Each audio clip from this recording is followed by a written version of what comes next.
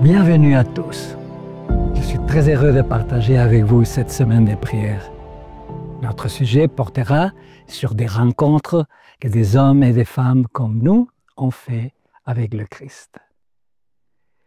Vous avez un problème, vous voulez vous en libérer, mais vous n'y arrivez pas.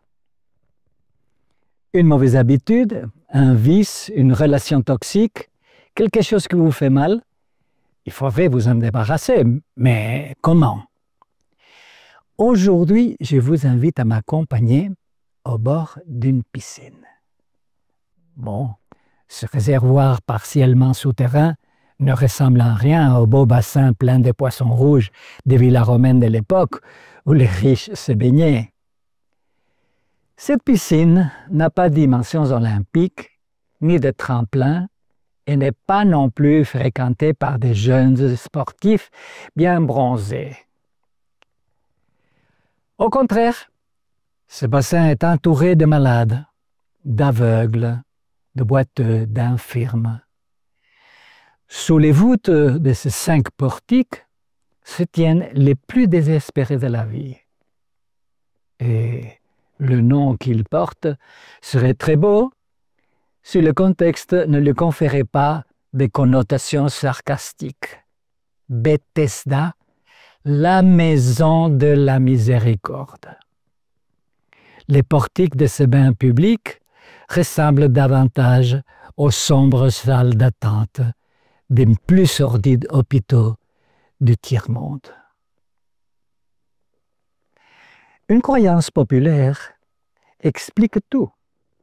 On disait qu'un ange descendait de temps en temps et agitait l'eau du réservoir, et que le premier malade qui s'immergeait alors guérissait de sa maladie. Voilà pourquoi, depuis des temps immémoriaux, à cette piscine se livrait chaque jour une sinistre compétition. La course à la guérison par la rapidité du plongeon. Car le fait est confirmé. Ceux qui guérissaient étaient toujours les premiers à se jeter dans le remous de l'eau. Naturellement, ceux qui étaient capables de courir et de sauter s'immergeaient dans l'eau avant les invalides, les très malades, les prostrés, les gravataires. Quelques malades disposaient de l'aide de leurs proches, de leurs amis ou d'un serviteur. D'autres n'avaient personne pour les aider. Pour conséquent, dans cette piscine arrivait ce qui se passe justement partout dans le monde depuis toujours. Les moins atteints et les mieux assistés ont davantage de chances de s'en sortir, tandis que les cas graves, sans assistance, restent sur le pavé et voient leurs maux empirer et finissent par mourir avant les autres. Comme les bains froids et l'hydrothérapie en général sont excellents pour la santé et que la foi contribue puissamment au processus curatif, les récits de guérison à la piscine de Bethesda jouissaient d'une certaine réputation. Que ces récits soient réellement fondés ou non, il est indéniable que certains malades désespérés sont prêts à tout pour guérir. Par ailleurs, tous les témoignages concordent pour décrire cette piscine comme un lieu sinistre et terrible. Au moindre soupçon, dès que l'eau commençait à s'agiter, une grenouille qui plonge, un poisson qui bondit, les malades les plus alertes s'y précipitaient. Les forts poussaient les faibles ou les piétinaient, et des bruits courts que quelques-uns s'y seraient même noyés dans la bousculade. Et voilà Jésus qui arrive. Il est indigné par cette croyance populaire. Comment un Dieu d'amour pourrait-il appuyer la loi du plus fort par des miracles? Comment expliquer à ces pauvres gens que le Créateur n'a rien à voir avec pareille thérapie? Comment Dieu pourrait-il jamais récompenser la rivalité brutale? Le maître observe attentivement cette multitude souffrante.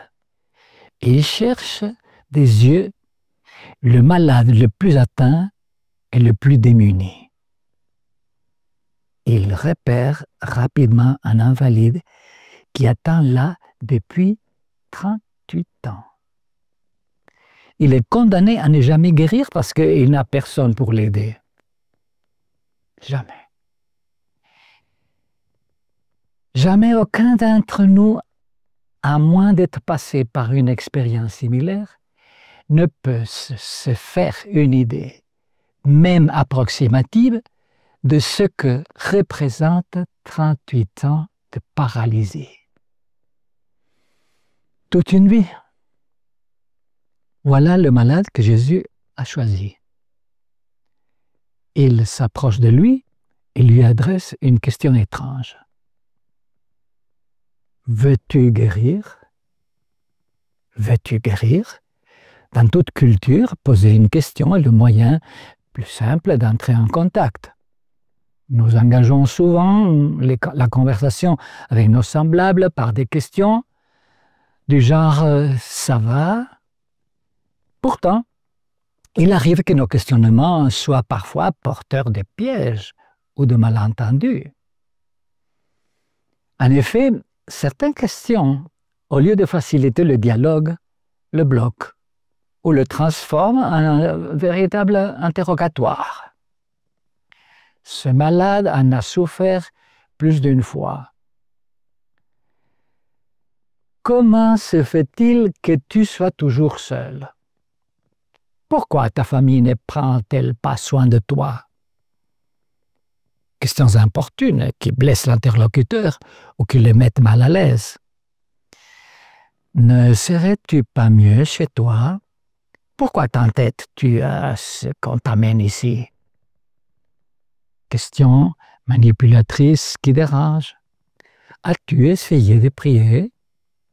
As-tu déjà vu descendre un ange? Questions indiscrètes, pénibles, qui ne font que remuer le couteau dans la plaie. Mais qu'as-tu exactement? Qu'as-tu fait pour rester handicapé? À ton avis, qu'est-ce qui empêche Dieu d'intervenir? Le maître éprouve une profonde compassion pour ce malheureux.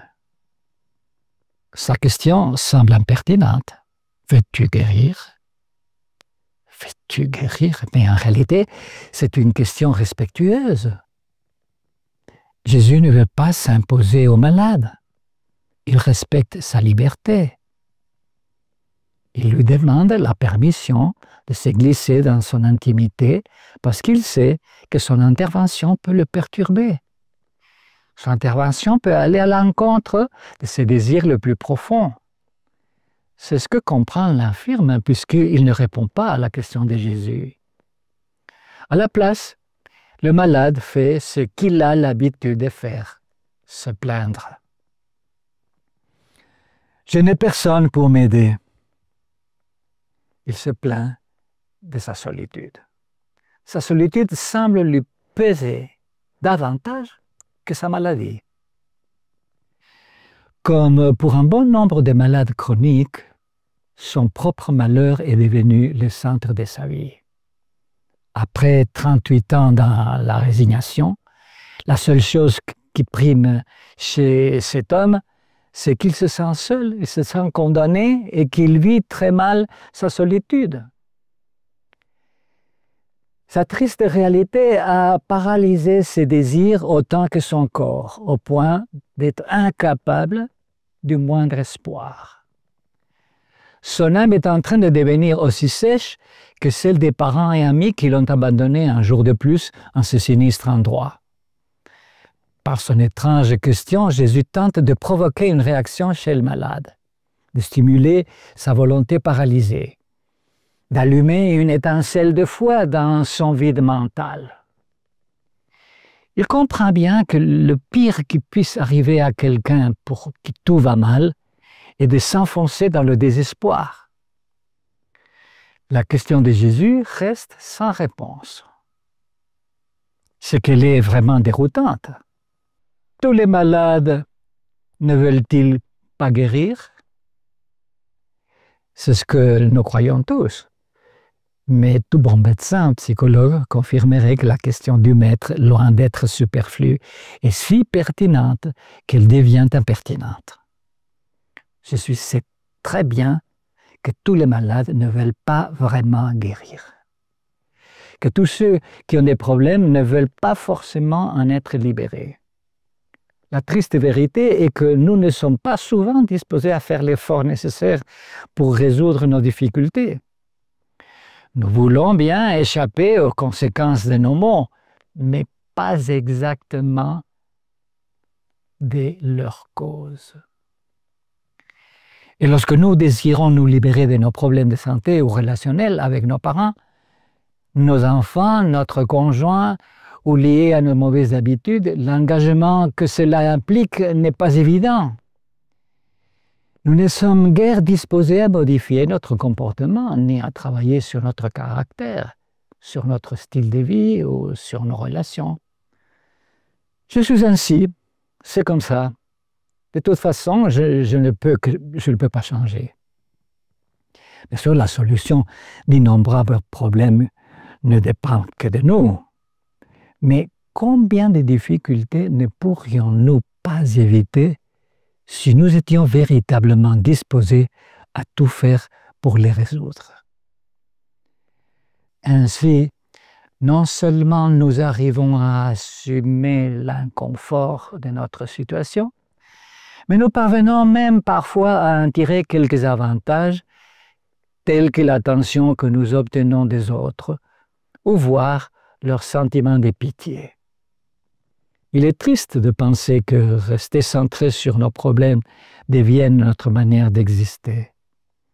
Après avoir longtemps souffert, certains malades chroniques ont tendance à perdre non seulement l'espoir, mais aussi le désir de retrouver la santé. Voilà pourquoi la question de Jésus « veux-tu guérir ?» peut paraître douloureuse, voire insultante, alors qu'elle est un signe de respect.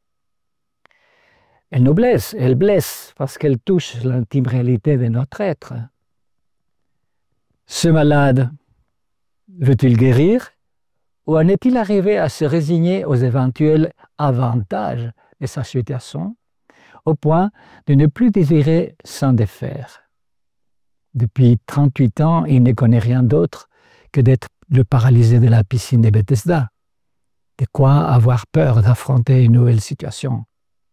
De quoi craindre les nouvelles responsabilités qu'impliquerait sa guérison. Question dérangeante, pour tous d'ailleurs, même pour nous.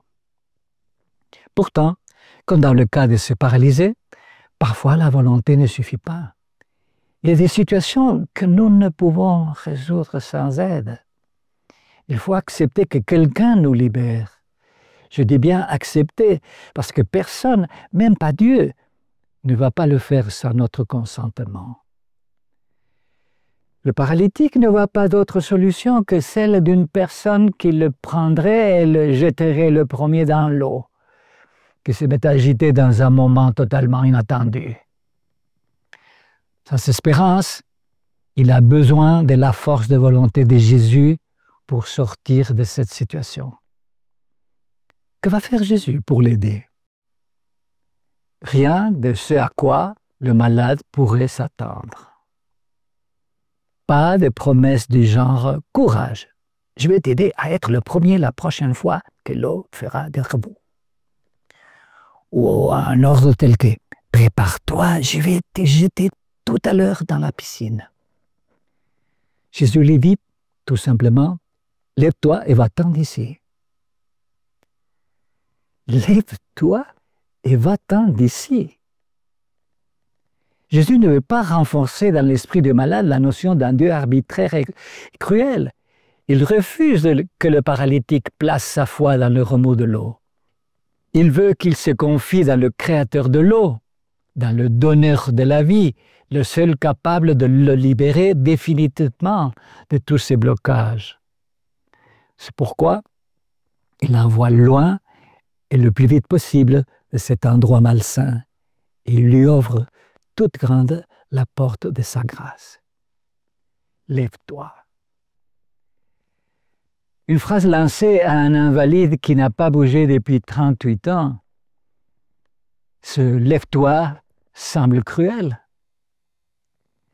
Mais Jésus sait mieux que personne de quoi nous sommes capables, ou plutôt incapables. C'est pour cela qu'avec l'ordre, il donne aussi le pouvoir et la force de l'accomplir. Lève-toi et marche. Lève-toi et marche, il ne lui demande pas au préalable une confession de foi dans le Dieu guérisseur. Il lui ordonne simplement « redresse-toi ». Mets-toi debout afin que Dieu puisse te guider. Lève-toi. Ah, et n'oublie pas d'emporter ton grabat. De ton expérience passée, garde ce qui pourra t'être utile. La foi fustigée du paralytique s'accroche à la force qui se dégage de cet ordre. Le malade délaisse ses doutes, obéit à l'ordre de Christ et tout son organisme lui répond. Il est debout et marche. Si la foi consiste à croire ce que nous ne voyons pas, sa récompense est de voir se réaliser ce qui semblait incroyable. Étonnante cette intervention de Jésus. Très souvent, ce sont les malades eux-mêmes qui crient à lui ou à un proche pour le malade, comme par exemple Bartimée au bord du chemin, ce père avec son enfant dans ses bras, le centurion romain pour son serviteur, Marthe et Marie pour leur frère Lazare, et bien d'autres. Mais Jésus n'est pas seulement le Fils de Dieu venu apporter le salut éternel. Le plus important, me direz-vous, Jésus est aussi un homme de cœur, touché par le malheur qui atteint les personnes qu'il côtoie.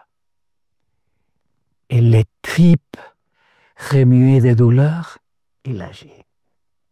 Ainsi, il guérit l'homme à la main paralysée, il ressuscite le fils de la veuve de Naïm et il remet debout un homme coincé au ras de sol depuis 38 ans, sans qu'aucun ne l'ait demandé. Mais avec Jésus, il ne s'agit jamais que de remettre en route une carcasse humaine atrophiée. Le projet est bien plus grand, il s'agit d'ouvrir la personne à la réalité de vie que Dieu veut pour elle, de la libérer de tous ses enfermements dans ses croyances fausses ou stériles et de l'ouvrir à la fois à un Dieu aimant qui désire le meilleur pour ses créatures. La guérison physique sera le signe visible de ce qui se passe beaucoup plus en profondeur entre le malade et Jésus. C'est comme si la présence du Christ effaçait le temps et l'espace et l'introduisait déjà dans la dimension de l'éternité. Non, cette présence n'efface pas forcément les douleurs de cette vie. Elle rend possible de les traverser, soutenue, aimée, habitée par la force et l'amour du Christ. J'aime imaginer que c'est ce que va vivre cet homme paralysé, remis debout. Il va devoir affronter sa nouvelle vie, mais désormais habité intérieurement par l'amour dont il a été l'objet. Les siècles ont passé. La piscine de Bethesda est toujours là, mais déserte. Il paraît que depuis ce jour-là, la rumeur a couru que le mouvement sporadique des eaux avait perdu son pouvoir curatif. Mais la source de santé que Jésus nous offre continue à jaillir à flot. Elle est à notre disposition, quels que soient nos Bethesda personnels.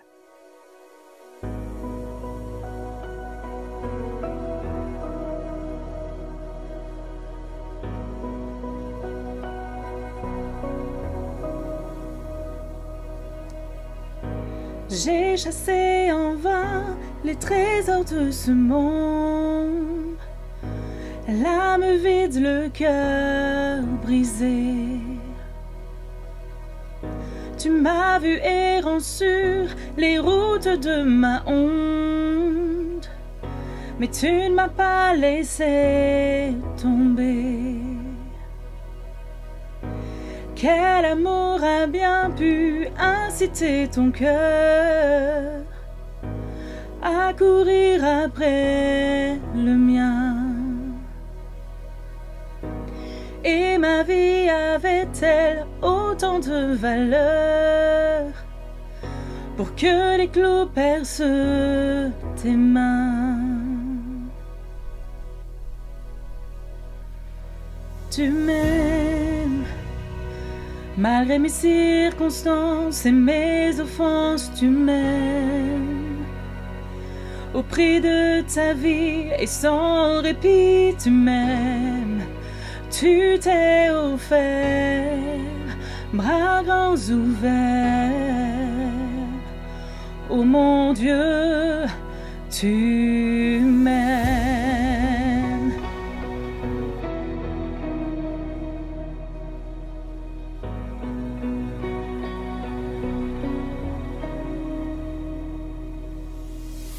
Tu as fait preuve de tant de grâce à mon égard. Lorsque tu as tout accompli, mais ta mort n'était pas la fin de l'histoire. Tu es revenu à la vie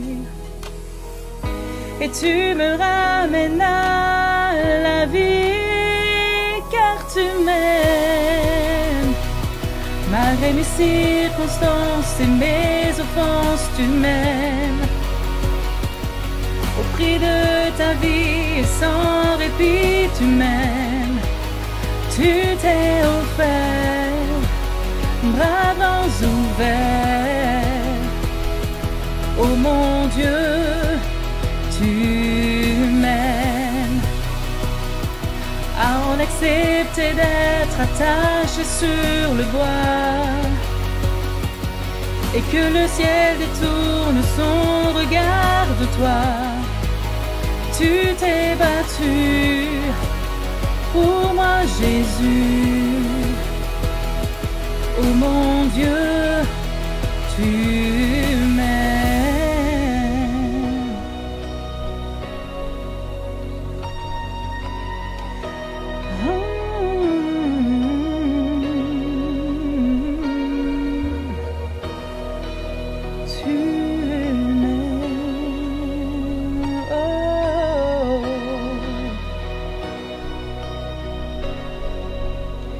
Ni la mort, ni la vie, le présent ou l'avenir ne peut dérober mon cœur de l'amour de mon Sauveur. Dans les hauts, dans les bas, je le sais et je le crois. Rien ne pourra m'éloigner de toi. Ni la mort, ni la vie, le présent ou l'avenir ne peut dérober mon cœur de l'amour de mon Sauveur. Dans les hauts, dans les bas, je le sais et je le crois. Rien ne pourra m'éloigner de toi.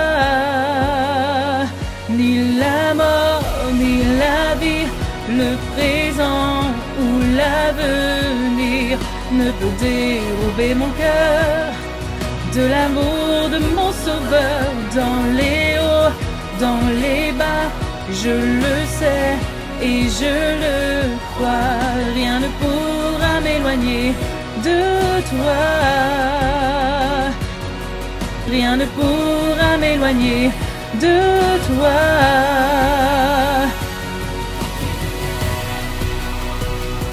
Malgré mes circonstances et mes offenses, tu m'aimes.